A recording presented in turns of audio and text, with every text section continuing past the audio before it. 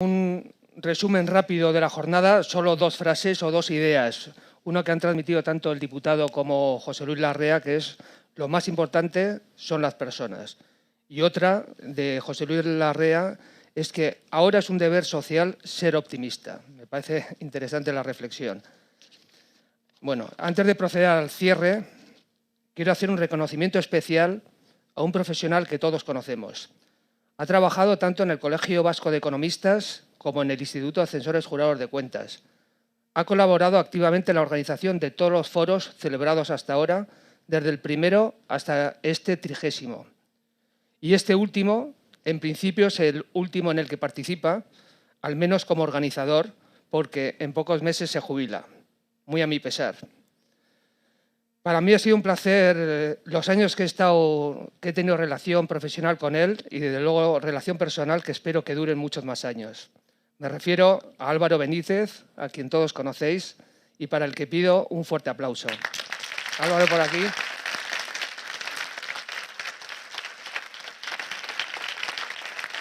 Bueno, un pequeño detalle del foro. Muchas gracias. Si quieres Sí, nada. Dos palabras porque la verdad es que no esperaba esto, con lo cual pues no tengo nada preparado.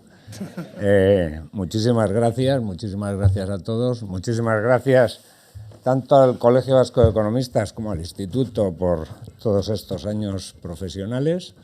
Espero seguir pues viéndoos en diferentes foros y nada, pues a seguir.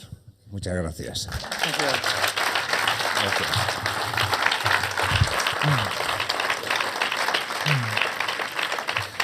Bueno, yo desde luego cuento contigo, Álvaro, para los siguientes foros.